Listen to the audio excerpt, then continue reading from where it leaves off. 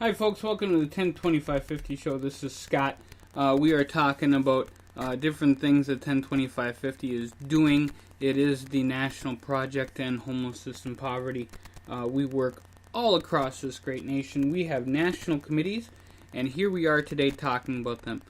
First of all, I'd like to give a special shout out to Catherine, who joined us just today, just a few minutes ago actually, and is going to be joining our domestic violence committee and also our mental health committee. So, folks, this is an important deal, and here's what we got. So I want to go through the committees, what we're doing, and also let you guys know our plans and what we got coming up in the next year. 2018 is going to be a big year for 1025Fifty, and right now we're just kind of setting up everything for the big reveal of all the fun stuff we get to do. So, we have the committees here. We have 14 different committees. I want to talk about them a little bit, probably like a minute in each. So if we go 15 minutes, I'm going to feel pretty good about this. And the idea of the national committees is to have a national discussion about all these different issues. So we have domestic violence, mental health, fundraising, healthcare, housing, hunger solutions, LGBT, the minority committee, political education, second chance, senior citizens, transportation, veterans issues, and youth. And those are our 14 committees. They are listed on the 1025Fifty website. We also have our Slack team, which is invite only if you want to be involved in that. If you're listening and saying, I've never seen that before, and that's because it's a specialized group that I have set up in order to talk about the committee. So if you're interested, I put you on there. I just don't want to add up everybody and then have so much stuff going on. I want to have people who want to be involved.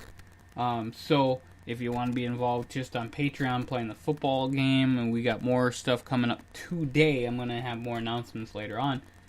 Or if you just want to donate or be a part of our mailing list and just say, hey, what are you doing in the LGBT committee?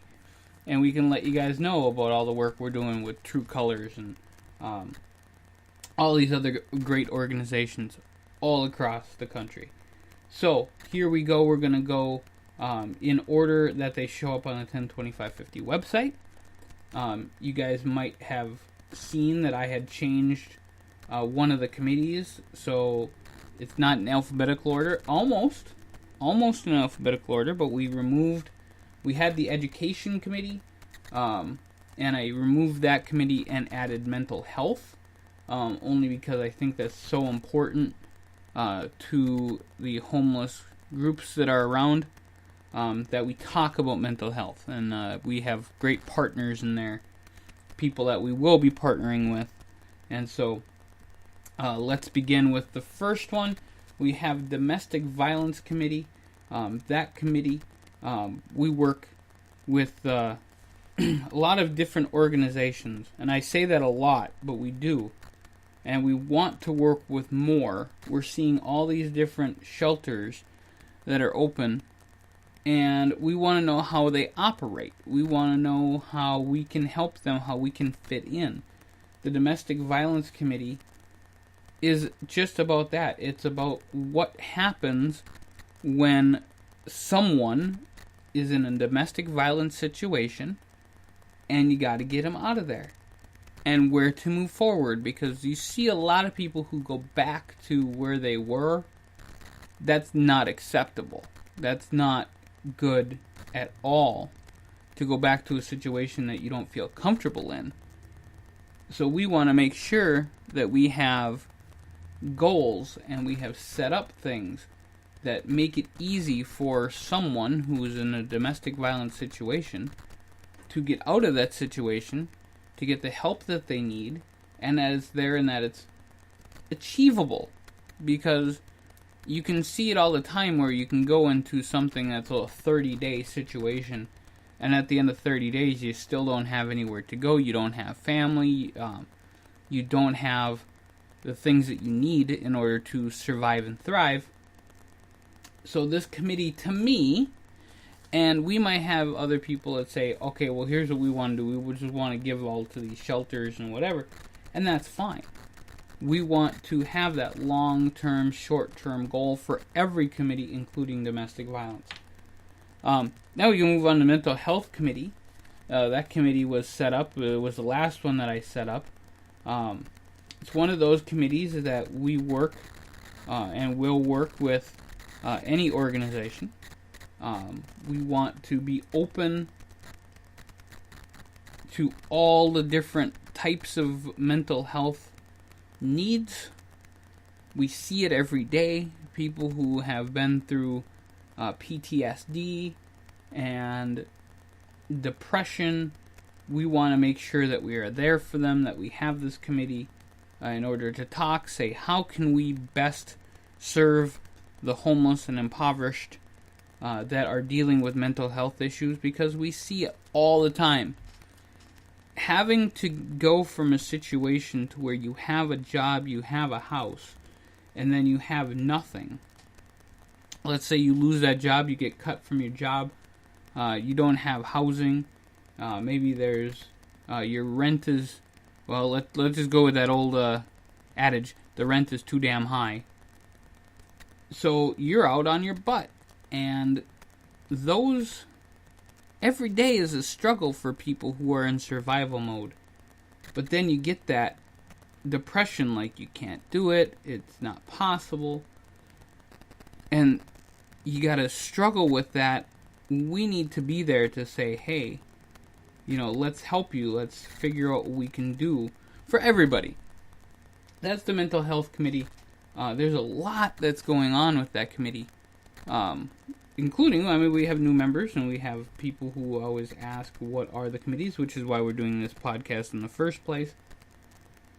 So that's just where we're at.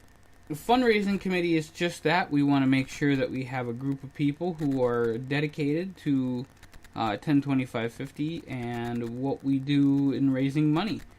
We have our Patreon, we have our PayPal, we also have monetization with YouTube and Speaker.com.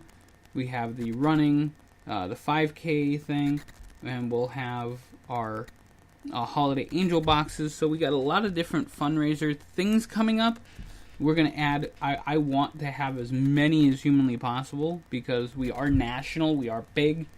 I want to get bigger. I want to achieve the overall success of 1025Fifty, and to do that we need your help in every conceivable way, including in fundraising. I don't want to do a lot of local fundraisers and make, just make a few $100s or whatever. I want to do something that is national. If we have to do local fundraisers, I want to work with organizations that we can fundraise with.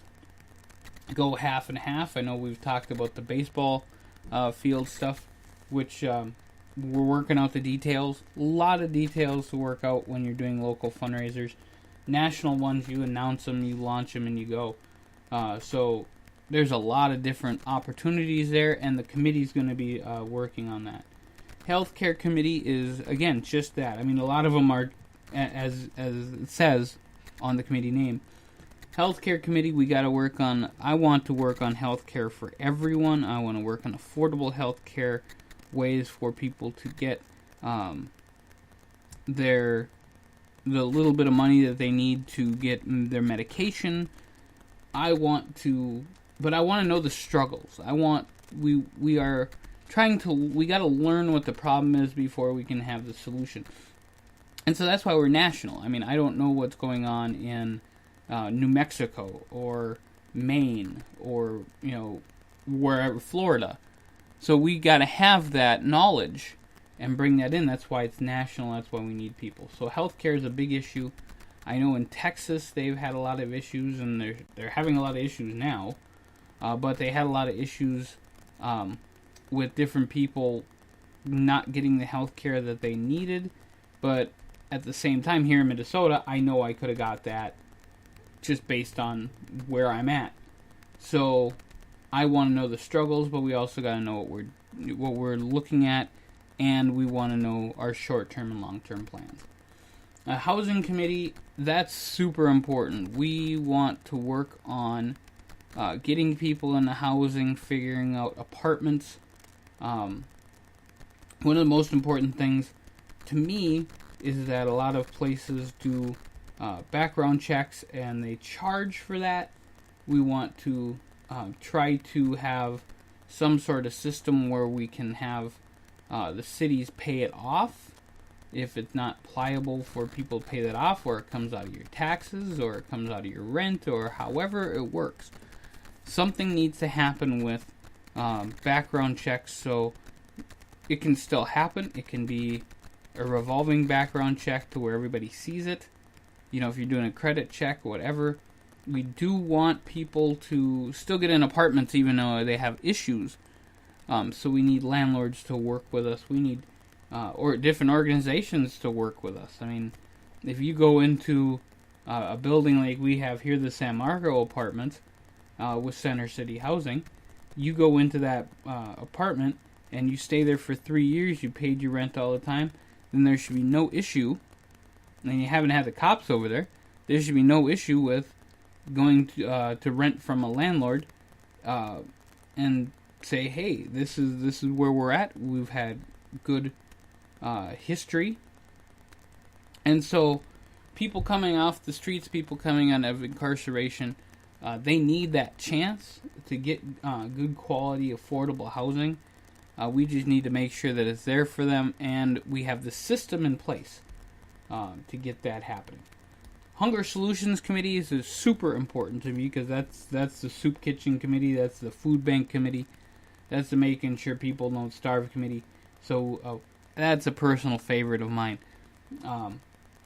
What we want to do in that committee is we just want to make sure that all the groups that we work with are fully stocked and loaded and feeding, and there are places out there that are a little bit of food deserts. I know that we talk about that here in the Northland, but there's places and cities that just don't have, and bigger cities that don't have soup kitchens or food banks, and we want to work with them, city, county, whatever we can to do and achieve that hunger solution, which is why the name is there. So Hunger Solutions Committee is super important in order to achieve the fact that we can make sure people get fed and that people have what they need. Especially one of the big things we're going to be looking at that we're tagging on with the youth committee is our school lunch programs. Also, we want to work on just ways that people can get stuff. We know that there's a lot of issues with people going out feeding the homeless and then they're getting in trouble for it. Why are they getting in trouble for it? We want to get all those answers and just figure it all out and work with all the different government issues or government deals. Another thing that's on my mind quite a bit is food stamps, because we want to see an upgrade in the food stamp program. I know that people are always all about, well, we want to make sure that people can't get them at liquor stores and blah, blah, blah, blah, blah. Don't care. I'm not going to go on the liquor store conversation or make sure that you can buy pop or soda or whatever. I just want to make sure people are getting fed, and if they got a little bit more that they can work with on their food stamps, then they're not using their money that they can use for housing and all this other stuff. That's what we're doing. LGBT committee. That committee will work on ending homelessness for lesbian, gay, transgendered, bisexual, and anybody else that fits in that category. Now, we work with the True Colors Fund. I am a member of their message boards on there, and I've taken a few of their free classes. If you haven't checked that out yet, it's at True Colors. I believe it's truecolors.com or .net. I will check on that, and we'll get back to you when we do these shows next time. It's a Cyndi Lauper group. She works on ending homelessness with youth and people who are sometimes it's live, folks. That's what we got going on here. People who are homeless and not getting the services that they need because they have those special issues being LGBT. So, the committee is there to make sure that people are getting the services that they need. I think that in a normal shelter area, people are getting... There are times that there are abuses, or there are things that are just not acceptable happening within these groups. We want to make sure that we are there for them and give them all the correct information about where to go, LGBT acceptable places, places that will accept them without having problems. I know that this is a committee that's going to be working very diligently on youth issues, but we have folks that are homeless from all across the spectrum of ages and differences, and so we want to make sure that everybody's taken care of, and this is a group that is super important. The Minority Committee is a group, I didn't want to split it up too much because we have a lot of different things we can talk about in this committee. One thing is how African Americans are, how things are handled with African Americans in shelters. I know that there are issues for different minority groups that are out there. Native Americans, how some things are going on with them, especially in Pine Ridge, South Dakota, and in Arizona. So the Minority Committee will be working on all that. And yes, we will be working on issues having to deal with people of all races, creeds, however you want to describe a minority group. We will be working on that exclusively in that committee. So there you go. Political Educational Committee is one of the more important ones to me. It's I come from a political background. We want to work with all different from city, county, federal, state organizations and groups and elected officials. This works two ways. Number one, we want our homeless people who are experiencing homeless right now and who have, we want them to be able to talk to their leaders and know who their leaders are. And coming up in 2018, and especially coming up in 2017, with local elections coming up this year, but next year, especially with Congress and governors and all that, we want to make sure that everyone is open to what we have and that people know each other, so you know who you're voting for. That's the Political Education Committee. I want to see, the overall goal of this committee is to have 435 people on this committee. I want to have one person per congressional district. I know that that's a high threshold to get to, but 435 is the number of people that are in the House of Representatives right now. We want to achieve that and have a voice for every single district in this nation.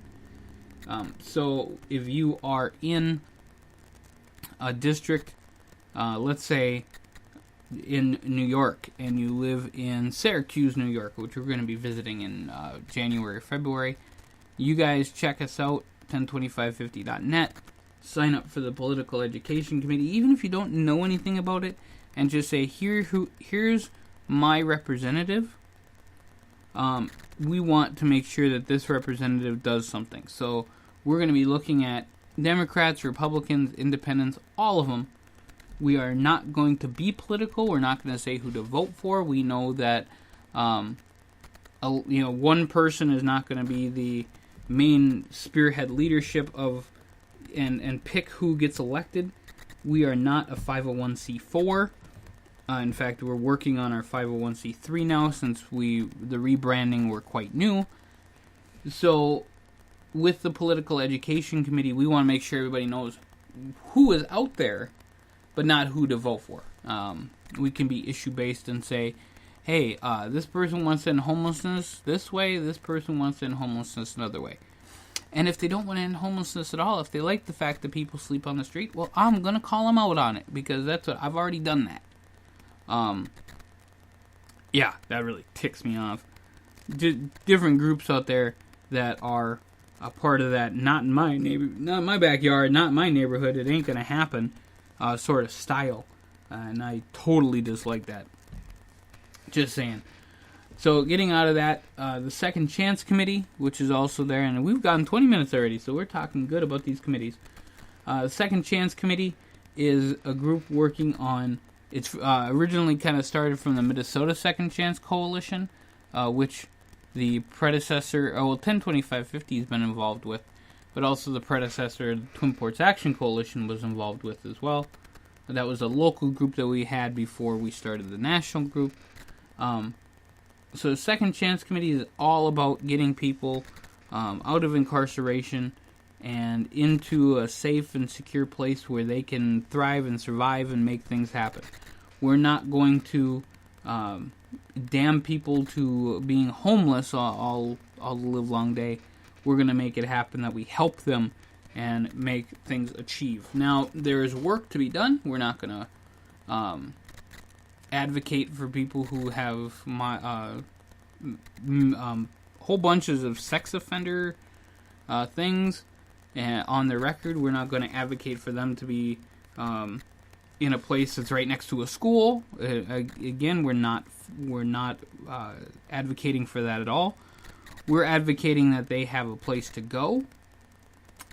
If it would be just an organized system of, here you're going to go over here with these folks and live in this home that, we make sure that everybody's safe. That's what's important. But if you have somebody coming off the street for a drug charge and it was they had a little bit of marijuana on them and they served years, only because of whatever, or they had a drunken driving offense and they can't find housing right away. I mean, you go in there and say, hey, I want an apartment, where have you lived? And then they're like, well, this prison. It's not going to go well for you. Just saying. So we want to make sure that people get that second chance that they need. Senior Citizen Committee, talking about that really brief. I fully, wholeheartedly believe that nobody should be homeless at all. But I do believe that our people that have lived their lives, our seniors should not be homeless. They have needs that are... They just have needs, and they've been in this country, and they lived their life, and they did their thing. Make sure they're not homeless, folks. We want to make sure we take care of our elderly.